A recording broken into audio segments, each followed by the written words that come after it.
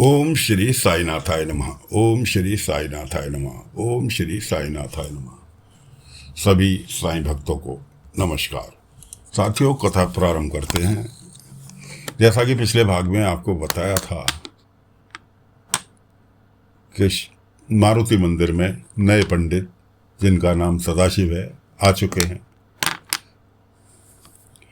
और वो अपनी बहुत बड़े अहंकारी, बहुत बड़े खड़ूस, इस तरह के व्यक्ति हैं। अपने नियम बहुत बड़े, अपने आप को आचार्य समझते हैं और पब्लिक के लिए ही नहीं, वो अपने घर में अपनी पत्नी पे भी बहुत रौब झाड़ते हैं। पत्नी को सुबह उठ के उनकी पूजा की सामग्री तैयार करना, पूजा उन्होंने करनी है, परेशान पत्नी को करते हैं कि जी सुबह उठेंगी, उसके बाद उनकी नहाएंगी, नहा के उनसे पहले उठेंगी, नहाएंगी, उनके पूजा की पूरी थाली सजा के देंगी, तब वो मंदिर पूजा करने जाएंगे। थाली भी खुद नहीं लेके जाएंगे, उसके लिए भी दो सहायक मावसापति जी ने रखे हुए हैं जिनके लेके जाना है। अब आज की कथा का विषय है कि जी मारुति मंदिर में शनिवार है और आपको तो सबको पता ही है कि मंगलवार और शनिवार हनुमान जी की पूजन होता है। तो मारुति मंदिर में आज शनिवार है और विशेष पूजा होनी है। तो पत्नी ने उनकी हलवा बना के दिया भोग के लिए। जब सहायक प्रसाद लेने के लिए आए और पंडित जी ने उन्हें प्रसाद थमाया के लेके चलो मंदिर और संभाल कर लेके जाना, तो सहायक तो जो थे वो शिरडी के ही थे, उन्हें तो सब पता था कि हाँ क्या कहाँ कब क्या लगता है। वो कहना चाह रहे थे कि पंडित जी प्रसाद कम पड़ेगा, प्रसाद और बनवा लो, क्योंकि खाली शिरडी के ही नहीं, बाहर दूसरे गांव के भी लोग शिरडी में आते हैं हनुमान मंदिर पर, मारुति मंदिर पर, तो इसलिए प्रसाद ज़्यादा। लेकिन वो पंडित जी भला कहाँ किसी को बोलने देते। बाबा को इस चीज़ की पता थी।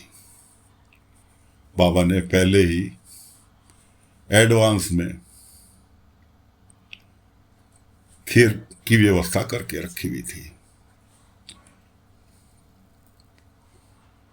अब मारुति मंदिर का कार्यक्रम चालू हो गया।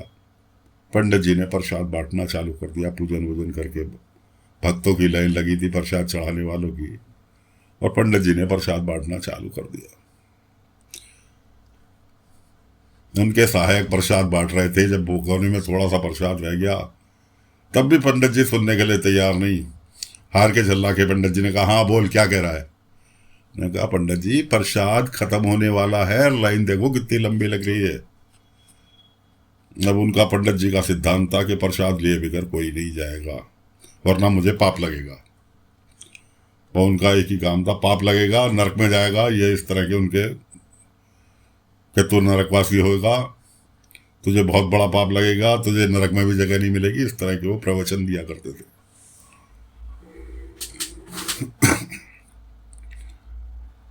तो उनको ख्याल आया कि हाँ प्रसाद पहले क्यों नहीं बताया। अरे तुम बोलने दोगे महाराज, जब तो कोई बोलेगा, सुबह से तुमसे कहता आ रहा हूं। कोई बात नहीं। उनकी पत्नी, पंडित जी की पत्नी बीमार रहती थी अक्सर।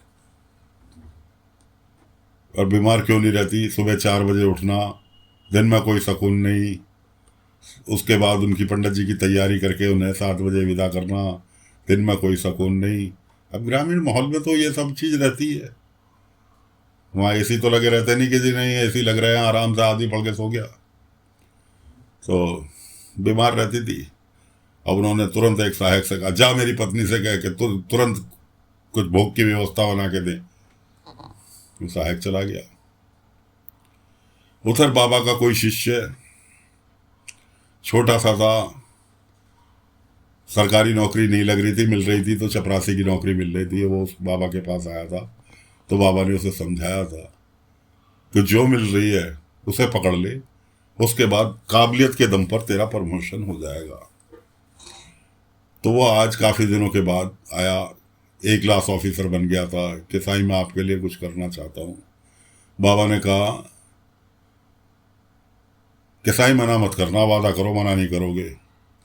बाबा ने कहा अच्छा ठीक है कि साईं मैं कुछ करना चाहता हूँ, बताओ मुझे मैं क्या करूँ आपके लिए। द्वारका माई की मरम्मत करा दूँ या गरीबों में दान कर दूँ। बाबा ने कहा मक्खी बिन बिना रही थी, मक्खी बार बार परेशान कर रही थी, गर्मियों में अक्सर मक्खी हो ही जाती है। बाबा ने कहा तू मेरे लिए एक काम कर दे बस, ये मक्खी मुझे बहुत परेशान कर रही है और तू बैठा है, तेरे को भी परेशान किया होगा कि हाँ साईं तो इस मक्खी को द्वारका माई से बाहर भगा दे, भाई ये काम कर दे, तेरा बहुत बड़ा एहसान होगा। और भाई साहब साथियों, उस मक्खी को भगाने में उस भाई के पसीने निकल गए, लेकिन वो मक्खी नहीं भागी। यहाँ तक कि वो कोट पैंट पहन के सूट बूट आया था, वो सारे सूट बूट, पहले कोट उतरा, फिर जैकेट उतरी, फिर टाई उतरी, और वो केवल एक पैंट शर्ट में रह गया, पसीने पसीने, लेकिन मक्खी नहीं भागी। हार के थक के बैठ गया, साईं मेरे से नहीं हुआ, आपको पता था मैं नहीं भगा सकता इसीलिए आपने ये काम दिया था। बाबा ने कहा नहीं, मैंने कोई काम नहीं दिया था। कुछ करना चाहता है तो अपने तेरे से जो जूनियर हैं उनके साथ प्रेम के संबंध बना, उन्हें अपने जैसा समझ, ये सोच कि तू पहले तू क्या था। दो उसके सहायक आए थे, सहायक मतलब फोर्थ क्लास के आदमी थे, उस उन्हें उसने बाहर ही रोक दिया। क्या कह के? बाबा ने कहा क्यों, इनको भी बुला। ने कहा नहीं ये मेरे नौकर हैं, ये बाहर ही खड़े रहेंगे। तो बता बाबा कहाँ ऐसी बातें हजम कर सकते थे, तो उन्हें दोनों को बाहर ही रोक दिया था। तो बाबा ने कहा पहले इंसान से प्रेम करना सीख, बहुत तरक्की करेगा, और मुझे और कुछ नहीं चाहिए कि प्यार बांट, अपने सहयोगियों से बांटेगा, तेरे ऊपर वाले तुझे अपने आप देंगे, हर कोई तेरी इज्जत करेगा, इस तरह का व्यवहार रखेगा, कोई तेरी इज्जत। तो उससे बात हो ही रही थी, इतने में पुजारी जी की सदाशिव की पत्नी भोग का सामान लेके पहुंची, लेकिन बाबा ने उसको, जो लड़का था उसके हाथों खीर भिजवा दी। हाँ, मारुति मंदिर में एक पतीले के अंदर करके कि ले जा, मेरा बस ये काम कर दे, ये जाके मारुति मंदिर में दे दे कि जी मैं भोग चढ़ाना चाहता हूँ, और वहां तेरे से ले लेंगे, प्रसाद लेके वहां से निकल लियो। उसने वो काम कर दिया और खीर पहुंच गई मंदिर में। तो पंडित जी ने कहा अरे भोलेनाथ ने मेरी सुन ली, देखा कैसे एंड टाइम पे मेरी मदद की, भोलेनाथ बहुत बहुत शुक्रिया। खैर जी, पत्नी की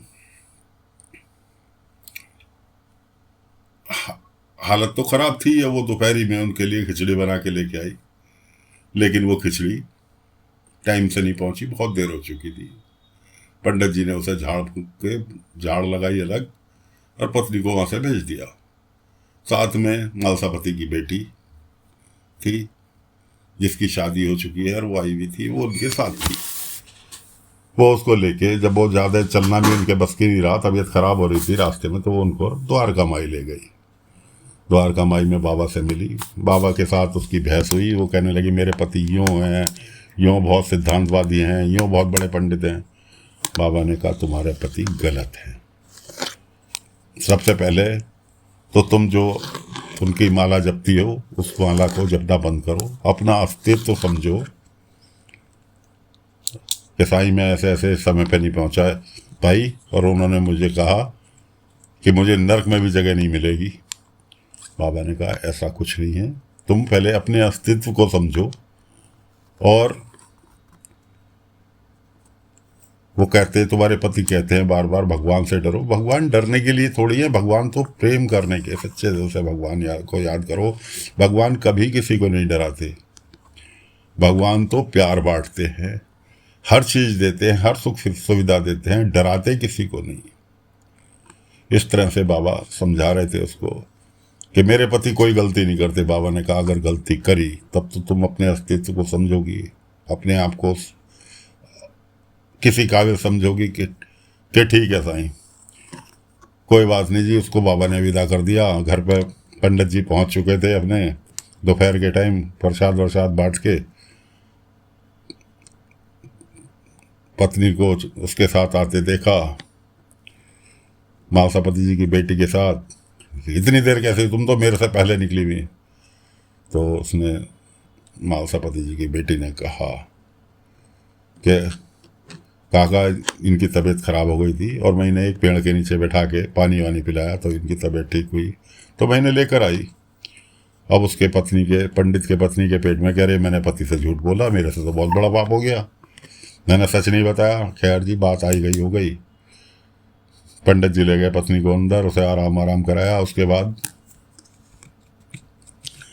अगले दिन की बात, पंडित जी जो थे, पत्नी से कह दिया तुम्हारी तबीयत खराब है, तुम जल्दी उठती हो, इसलिए कल का पूजा का सारा सामान मैं खुद तैयार करूंगा और तुम्हें बिल्कुल हाथ लगाने की जरूरत नहीं है, सो के भी देर से उठना। ठीक है जी। अब पत्नी जो थी उनकी लेटी थी और उसने सवेरे लेटे लेटे, उसकी जिसकी आदत पड़ जाए सवेरे जल्दी जागने की, तो कोई जगाओ मत जगाओ तो उठ ही जाता है। देख रही कहीं पंडित जी से माला नहीं बन रही, कहीं कुछ नहीं हो रहा, कहीं कुछ नहीं हुआ, हार के उसने उठ के माला बनाने में पंडित जी का सहयोग करा।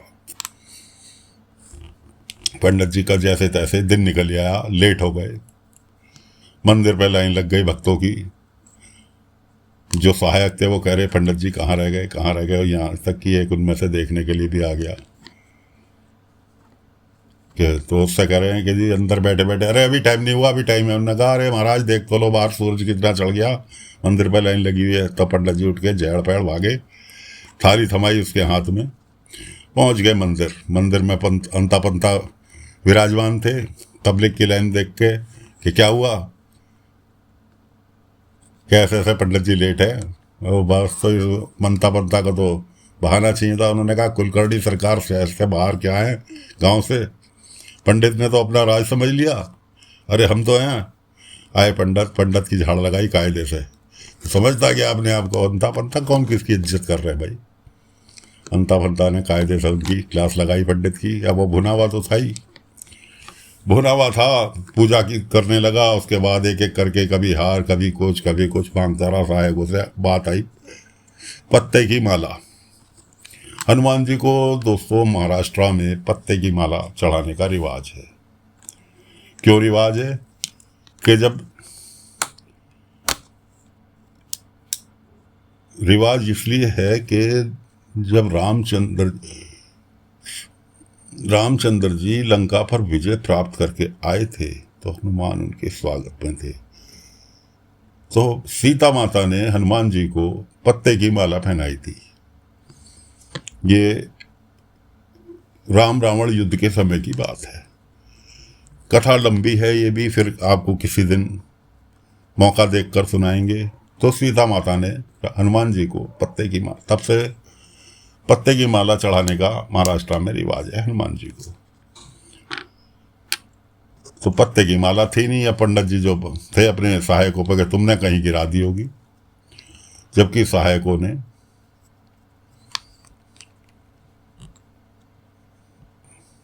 माला नहीं गिराई थी। पंडित जी ने दी ही नहीं थी उन्हें। इस बात पर लेके पंडित जी ने हंगामा खड़ा किया।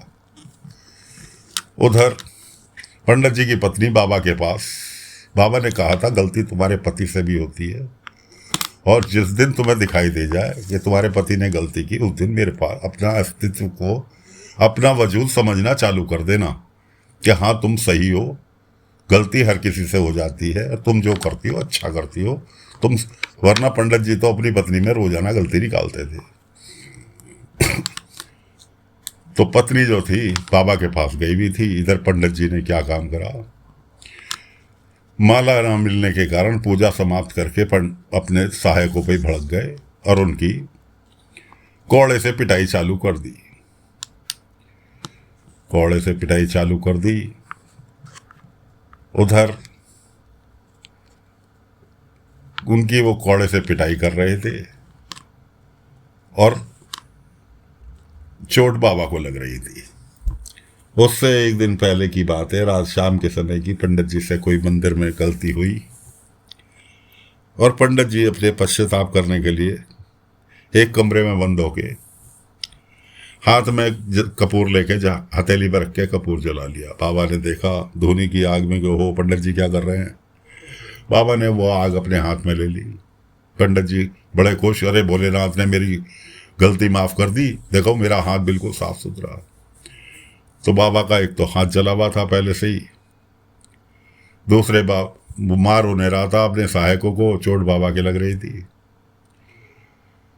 उसके बाद इतने वो मार पीट कर ही रहा था कि इतने में एक हनुमान जी की मूर्ति के पीछे से एक सांप निकल के सामने आके पंडित जी के, अब पंडित जी की हो गई सिट्टी पिट्टी गुम सांप को देख के। वहाँ मालसापति भी मौजूद, सारे मौजूद, और सांप और कोई नहीं, वीरभद्र, जो कि बाबा का एक तरह से सेवक कहना चाहिए। समय समय पे बाबा की रक्षा करता था, बाबा की बात भी मानता था, और नाम भी बाबा ने ही इसको वीरभद्र रखा हुआ था। दोस्तों हमें नहीं पता वीरभद्र कौन है, लेकिन बाबा के ही बताए अनुसार वीरभद्र एक देवता हैं जो कि बाबा के समय समय पर बाबा की बहुत सुनते थे। बाबा ने देखा हो कि मंदिर में कांड होने वाला है, तब वीरभद्र जो थे साम महाराज, वो दंड देने के लिए कि सहायक पंडितों को क्यों मारा तूने, क्योंकि चोट तो बाबा की लग रही थी, और बाबा की चोट लग रही तो भला वीरभद्र कहाँ शांति से बैठने वाले थे। वो तुरंत उसे डसने के लिए तैयार, उसकी सिट्टी पिट्टी घूम।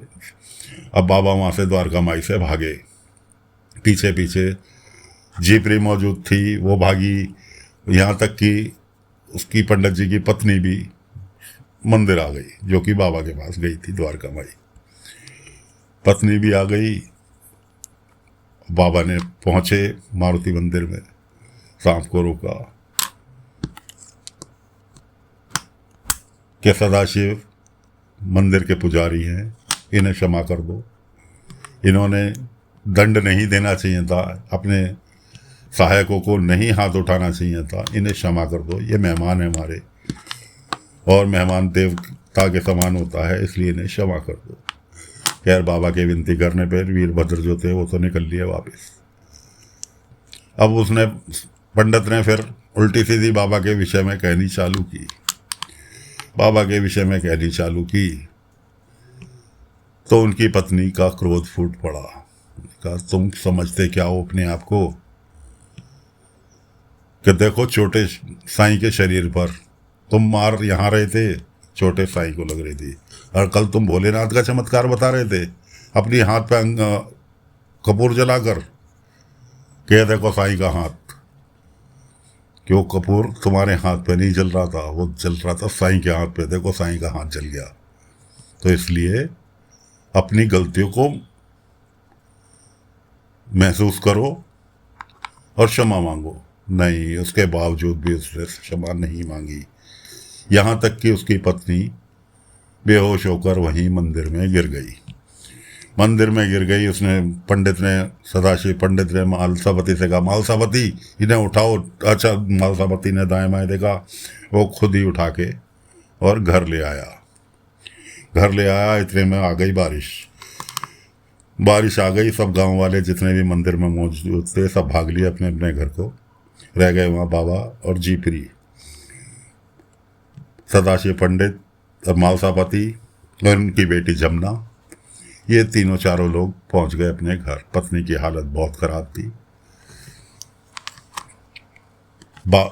जीपरी बाबा से कहने लगी, साईं तुम्हें चैन तो आएगा नहीं जब तक इन्हें काकी को ठीक नहीं कर लोगे, इसलिए चलो जल्दी चलो, मैं भी चल रही हूँ तुम्हारे साथ। और वो बाबा को खींच के ले आई वहाँ पर। अब मालसापति जी अंदर से देख रहे हैं। मालसापति जी कहने लगे सदाशिव से, भाऊ बुला लो साईं को, मान लो बात, साईं ही ठीक कर सकते हैं। देखो कोई वैद्य तो होगा कि कुलकर्णी सरकार गांव में नहीं है, दूसरा कोई वैद्य नहीं है, और हम सबका इलाज तो साईं करते हैं। तब भी उसकी समझ में नहीं आया, बाहर निकल के आया। बाबा भीग रहे हैं बाहर खड़े हुए, साथ में जीपरी भी भीग रही है। बाबा ने कहा इलाज कराओ मत कराओ, ये ऊदी रख लो, शायद इसकी जरूरत महसूस हो। नहीं, मुझे तेरी ऊदी की जरूरत नहीं है, मैं खुद ठीक कर लूंगा, मैंने आयुर्वेद पढ़ा है। बाबा ने कहा, मालसापति कहने लगे, साईं इनकी बात का नहीं मावसापति, इनकी बात का बुरा नहीं, अब ये मैं जा रहा हूँ, इनके कहने से ये मुझे भगा रहे हैं, मैं जा रहा हूँ, लेकिन फिर भी मैं ये कह के जा रहा हूँ कि अपनी पत्नी का इलाज तुम स्वयं करोगे, कि तुम्हारी पत्नी का इलाज अब कोई नहीं करेगा, अपनी पत्नी का इलाज तुम स्वयं करोगे। इलाज में करना क्या है, प्यार से सिर पे हाथ फिरा देना, तुम्हारी पत्नी ठीक हो जाएगी। जिस टाइम तुम ये बदलाव लाओगे, प्यार से साथ सिर पे फिराओगे, तुम्हारी पत्नी ठीक हो जाएगी। इतना कह के बाबा वहाँ से निकल लिए। जीपरी कहने लगी, साईं ऐसा कैसे तुमने किया? मैंने कहा कुछ नहीं कर सकता मैं। आके बैठ के अपने द्वारका माई में धोनी के पास, और धोनी में बैठ के वहाँ का नज़ारा देखने लगे। नज़ारा देखा तो बहुत हाय तौबा करने के बाद सिर पे हाथ फिराया, पत्नी ठीक हो गई। जमुना ने तुरंत कहा, अब भी साईं को गलत मानोगे? क्या मतलब? मतलब ये याद करो साईं क्या कह के गए थे। साईं कह के गए थे, जिस वक्त तुम अपनी पत्नी के सिर पे प्यार से हाथ फिरा दोगे, तुम्हारी पत्नी ठीक हो जाएगी। काका तुमने अभी 2 मिनट पहले काकी के सिर पे हाथ फेरा, प्यार से हाथ फेरा, देखो काकी तुरंत ठीक हो गई। कि ये भी साईं का चमत्कार है। तो दोस्तों, कथा को फिलहाल बहुत लंबी आज खिंच गई है, यहीं विराम देते हैं। अगले अंक में आगे की कथा लेकर हाजिर होंगे, तब तक के लिए आज्ञा दीजिए। ओम साई राम, ओम साई राम, ओम साई राम।